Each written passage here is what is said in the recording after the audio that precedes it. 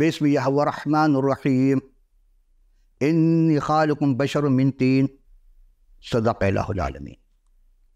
قرآن شریف میں انسان کے بارے میں مختلف جگہ مختلف باتیں لکھی ہیں، جیسے اس آیت میں انی خالق بشر من طین، میں مٹی سے ایک بشر کو بنانے والا ہوں۔ کہیں کہا گیا کہ میں گارے سے انسان کو بنایا، کہیں کہا گیا کہ میں کھنکھناتی مٹی سے انسان کو بنایا، کہیں کہا گیا کہ میں کیچڑ سے انسان کو بنایا۔ یہ ساری باتیں ہیں۔ سوال تو یہ ہے کہ آدم علیہ السلام کیوں کر پیدا ہوئے؟ صورت سے کیا مراد ہے کہ حیوانات کے لیے بھی قواعد فطریہ مقرر ہے؟ سوال بڑے الجھے ہوئے قسم کے ہیں، لیکن اس سوال کے جواب دینے سے پہلے ہم تھوڑا آگے جائیں گے، پھر یہ بات واضح ہو جائے گی۔ عزیزان گرامی قدر، ایک بات کا ثبوت ہم پر واجب ہے کہ خداوند متعال نے 6 دن میں کائنات کو خلق کیا۔ یہ سب جانتے ہیں، 7 سماوات والارض۔ کائنات کے پیدائش میں حضرت آدم علیہ السلام آخری مخلوق تھے، ان ساری خلقوں کی سب سے آخر میں آدم السلام، اور 6 دن پروردگار عالم نے حضرت آدم اور حوا کے پیدائش کا ذکر کیا، یعنی آدم کے بعد حوا کے لیے اس نے ہڈی آدم کی پسیس نکالی، اسے ہڈی سے بنایا۔ پھر ان کے پیدائش کے بعد کسی اور چیز کی پیدائش کا کہیں ذکر نہیں ملے گا آپ کو، جیسا قصص الانبیاء میں کہ جی بلی جو ہے وہ کسی میں نوح میں پیدا ہوئی، فنا جو ہے یہ جانور فنا جو ہے، ایسا کہیں نہیں ہے۔ کن فیکون کا ہو جا، ساری چیزیں ہو گئی، لیکن آدم کو اس نے اپنی دست قدرت سے بنایا تھا۔ عزیزان گرامی قدر، ہم یہاں 2 باتیں جو ہے وہ اس کو سمجھنے کی کوشش کرتے ہیں۔ ان 2 باتیں کون سی ہیں؟ عزیزان من، اول یہ کہ وہ جوڑا حضرت آدم اور حوا کے تمام پیدائش کے میں آخر میں خلق کیے گئے، یعنی بنائے گئے۔ دوسری بات ہے کہ ان کی ساری جسمانی پیدائش کا مقصد وہی جوڑا تھا جس پر خالق کائنات نے پیدائش کا کام تمام کر دیا۔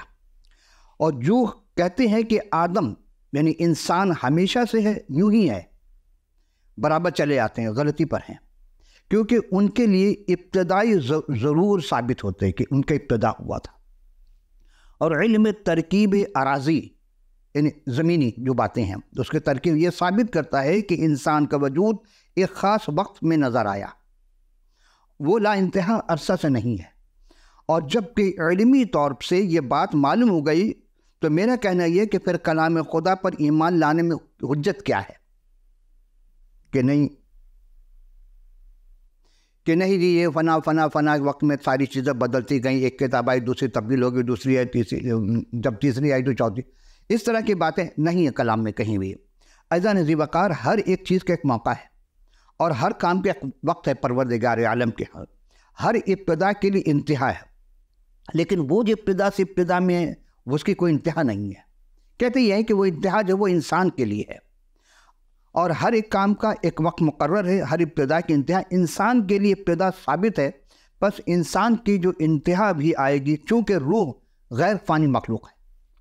دیکھیں جسم ہے وہ فانی ہے، روح غیر فانی مخلوق ہے، اس لیے اس کی انتہا بھی وہی ہے کہ دوسری حالت میں کی جائے، اور اسی کا نام آخرت ہے، یعنی جہاں انسان کی روح ابتدا یعنی انتہا تک ہے، اور وہ ابدی زندگی میں روح دونوں کی رہے گی، شر کی بھی خیر کی بھی۔ اب یہ الگ الگ اس وقت میں بات ہوگی کہ شر جو ہے وہ کہاں جائے گا اور خیر کہاں جائے گی، یہ آپ جانتے ہیں۔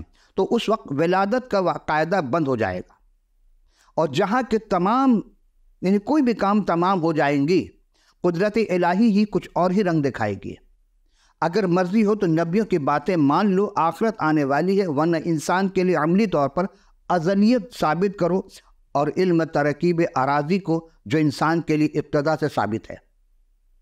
یہ ایک سوال عجب قسم کا تھا جس کے لیے ہمیں خاک میں دبا دو، یعنی جہاں وہ پہلے دبا تھا، کیا مطلب انسان خاک میں تھا، اور پھر اسی سے اس کو ہر ابتدا کے لیے یعنی کہ ابتدا ہوئی، اور اس کے بعد پھر انتہا ثابت ہے کہ اپنی تمیز کو اپنے آپ جواب دیں گے۔ تمیز کے معنی انسان کی سوچ، کہتے ہیں کہ تمیز بھی ہے، سوچ بھی، عقل بھی ہے، تو یہاں اس کو اپنے عقل کے مطابق جواب دینا ہوگا۔ عزیزان گرامی، درمیان میں ایک سوال آیا کہ مذہب والے انسان میں لڑائی جھگڑے کا سبب کیا ہے؟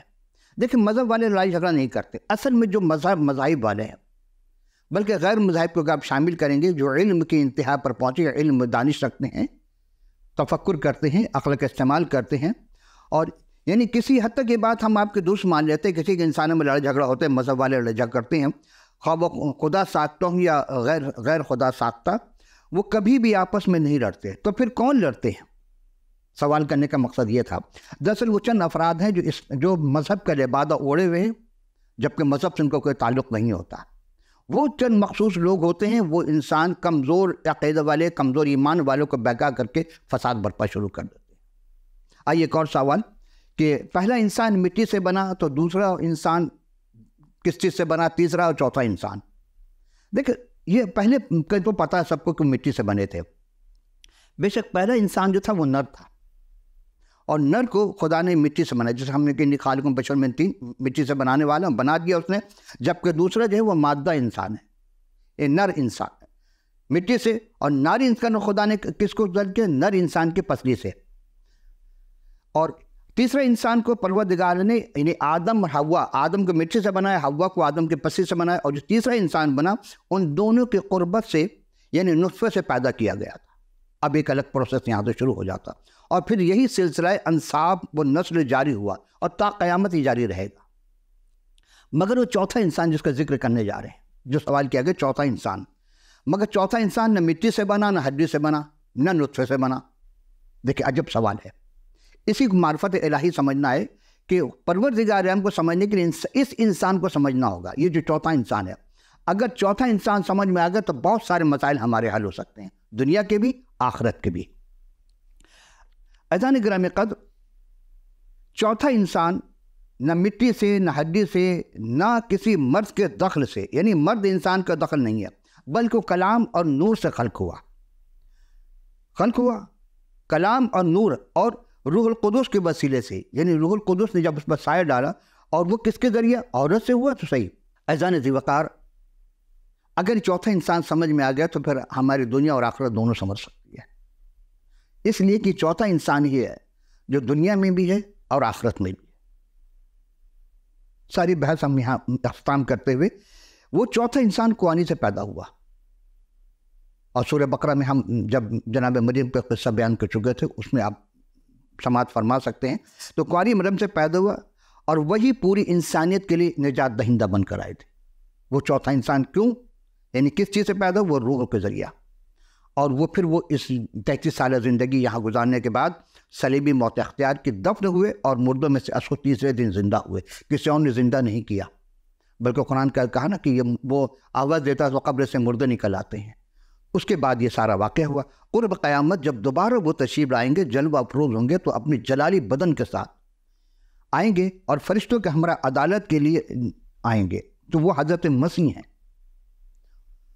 اب آئیے ایک اور سوال، یہ تقریباً ملتی جلتی بات ہے اس میں بھی، کہ وہی سوال دیکھیں دوبارہ کیا گیا کہ یوں تو سارے انسان آدم کی نسل سے تھے، اور قیامت تک آنے والے سب آدم ہی کے نسل سے کہلائیں گے، لیکن کوئی ایسا ایک انسان حضرت آدم کے نسل سے کے بھی، یعنی نسل سے بھی نہ ہو، بلکہ کسی اور کے نسل سے آیا ہو۔ اگر آیا ہے تو کیوں اور کیسے؟ وہ مسیح ہیں جو آدم کی نسل سے نہیں آئے، روح القدس کے ذریعہ، اور کواری، ان کی ماں بھی کواری تھی، تو کواری مریم کے ذریعہ آئے۔ آسمانی تمام کتابوں میں یہ واقعہ درج ہے۔ عزیزان من، صرف ایک ہم آپ کی خدمت پیش کر دیں کہ تمام آسمانی کتاب، توریت شریف، صحائف انبیاء اور زبور شریف، انجیل جلیل اور قرآن شریف سے ثابت ہے، اور درست یہی کہ آدم اور حوا سے پوری زمین پر تمام انسان انہی کی نسل سے پاک سے آئے، اور قیامت تک آتا رہیں گے، سوائے ایک ہستی کے، وہ ہے جن کا ذکر تمام کتب میں بھی ہے، یعنی توریت میں بھی ہے، اس کے عورت کی نسل کا ذکر، اور صحائف انبیاء میں بھی ہے، زبور اور انجیل جلیل میں تو باقاعدہ بات تفسیر سے ہے، اور قرآن مجید میں بھی یعنی مرقوم ہے۔ یہی پہلی شریعت کتاب سے لے کر 66 کتابوں میں، یعنی رویا جس کو کہتے ہیں مکاشفہ، اور عبرانی اور اس میں انگلش میں ریولیشن کہتے ہیں۔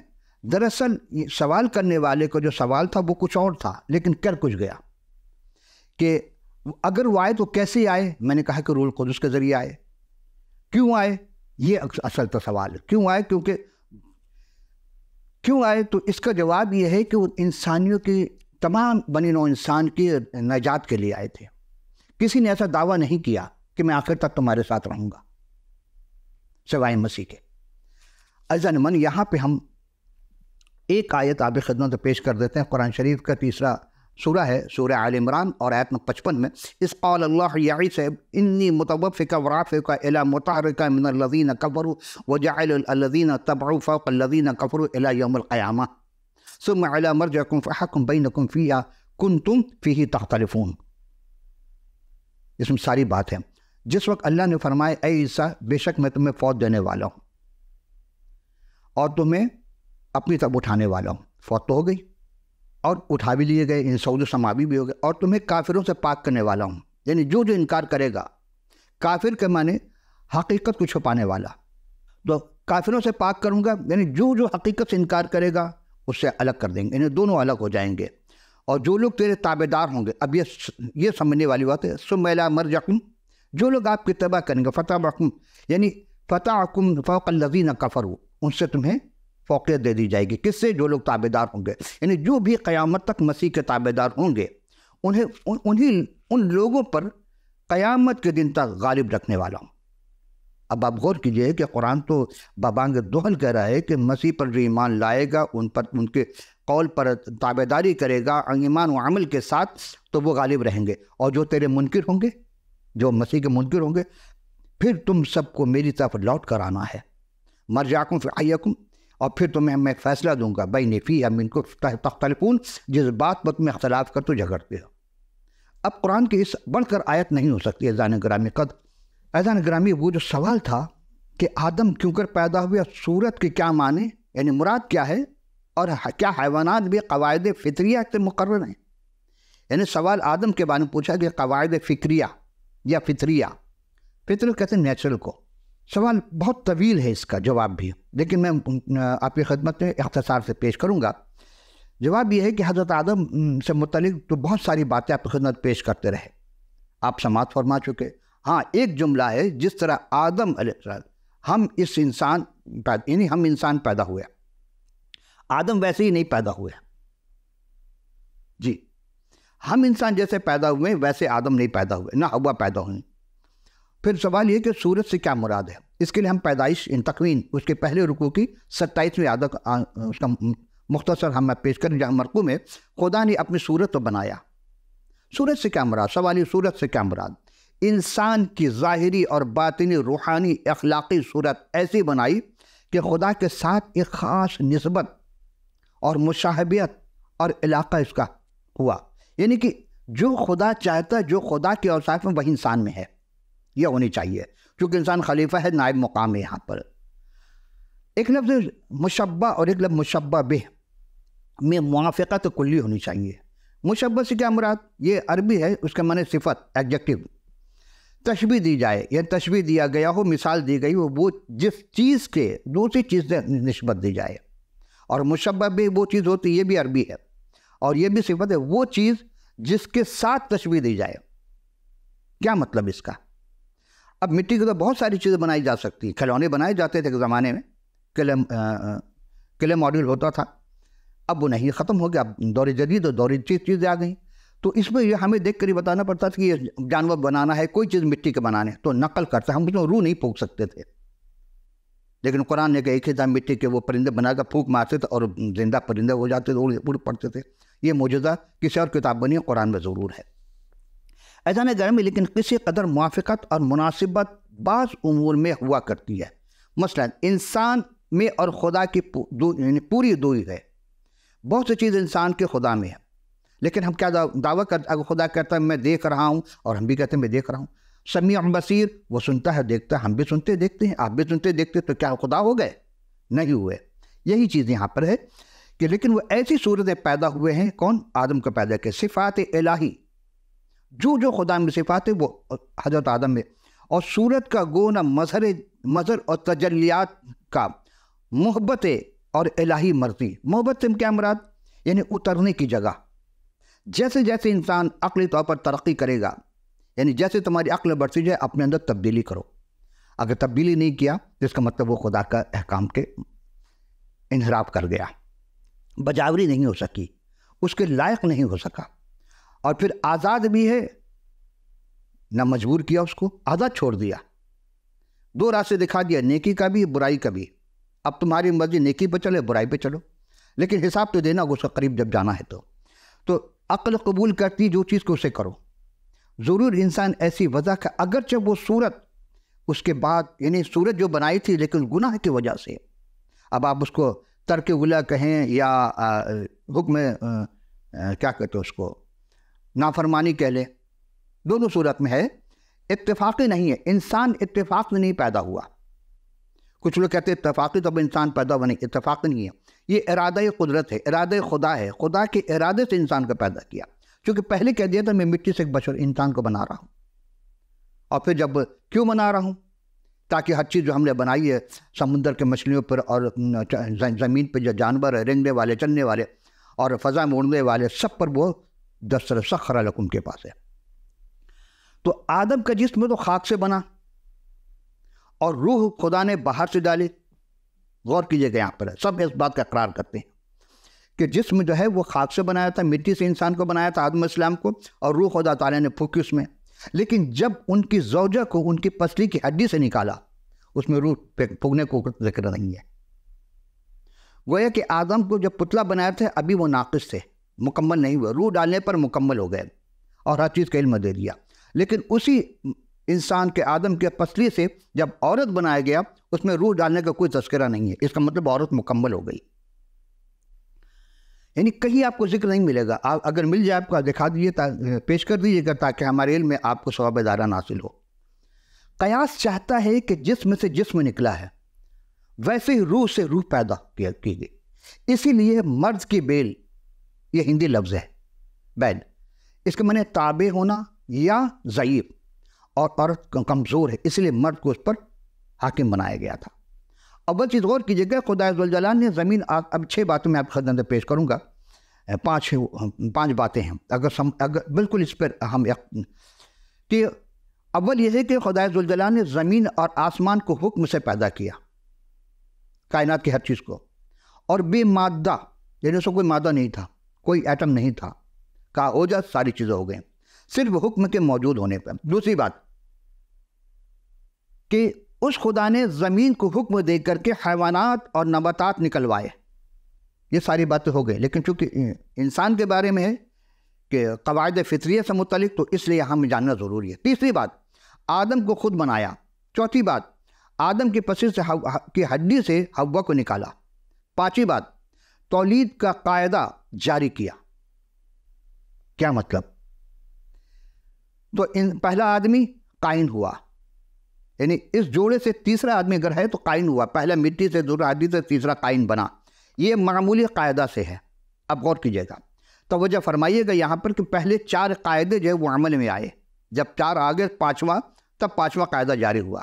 عزیزان گرامی قدر، تھوڑی دقیق تو ضرور رہی باتیں، لیکن یہ فلسفہ ہے، منطق ہے کہ 5واں قاعدہ جاری ہوا، اور وہ قوت جس میں یہ کچھ ہوا خدا میں ازل سے مخفی تھے، اور اب وہ اس مخفی اور موجود ہے. یعنی اب بھی اس میں مخفی اور موجود ہے. کوئی نہیں کہہ سکتا کہ تو کیا کرتا ہے. خدا سے کوئی سی میں ہمت نہیں پوچھے کہ تو یہ کیا کرتا ہے اور تو ایسا کیوں کرتا ہے. جناب مسیح سے یہی تو سوال ہوا تھا، یہ تو کیسے کرتا ہے. کسی کہتے اس میں بدرود کے جو سردار ہے، کسی نے کچھ کہا، لیکن کوئی اس راز کو، اس بھید کو نہ جان سکا. ساتھ رہنے والے، کلام کو جاننے والے وہ نہ سمجھ سکے. وہی بات، کس منہ سے کوئی ایسا سوال کرے گا. مسیح سے بہت سارے سوال، لیکن مسیح نے پلٹ کے جواب دیا، اس کو کوئی جواب ان کے پاس تھا ہی نہیں. البتہ کافر آدمی جو چاہتا ہے بکتا ہے، جو خدا کا انکار کرتا ہے بکتا ہے اور اپنا نقصان کرتا ہے. لیکن جو خدا کے عارف لوگ ہوتے ہیں جانتے ہیں کہ اس کے سارے کام راستی اور انصاف اور حکمت اور محبت سے لبریز ہے. کیونکہ کوئی سمجھے یا نہ سمجھے، یہ عام آدمی کرے. سمجھنا ایک خاص ہوتا ہے، نہ سمجھنا عام لوگ ہو جائیں گے. تو کوئی سمجھے یا نہ سمجھے، جنہوں نے زندہ خدا کا زندہ کلام یعنی کتاب مقدس کو عارفوں سے پڑھا ہے، سیکھا ہے، وہ غیروں کی نسبت زیادہ سمجھے اور تسلی رکھتے ہیں، تشفی رکھتے ہیں، وہ کلام کو سمجھ جاتے ہیں. لیکن اگر عارف سے نہیں سیکھا تو اس کا مطلب پھر اس کے پاس وہ کج بحثی رہ جاتی ہے. عزیزان گرامی، ہم دوسرے سوال کی جانب چلتے ہیں. اور ہم سب کیوں کر پیدا ہوئے، تدریجی مراحل میں فرق کیا ہے. یہ ایک اہم سوال، میڈیکل بھی ہے اور دور جدید کے بہت ساری چیزیں ریسرچ کی جاتی رہی ہیں۔ اس کے جواب میں پیدائش کے تکوین پہلا سورہ ہے کتاب مقدس تورات کا، پہلا سورہ تکوین یعنی پیدائش، اس کے پہلی رکوع کی 28ویں آیت۔ اور خدا نے ان کو برکت دی اور کہا پھلو اور بڑھو اور زمین کو معمور و محکوم کرو اور سمندر کی مچھلیوں اور ہوا کے پرندوں کل جانوروں پر جو زمین پر چلتے ہیں اختیار رکھو، یعنی سخر لکم ما فی السماوات و ما فی الارض۔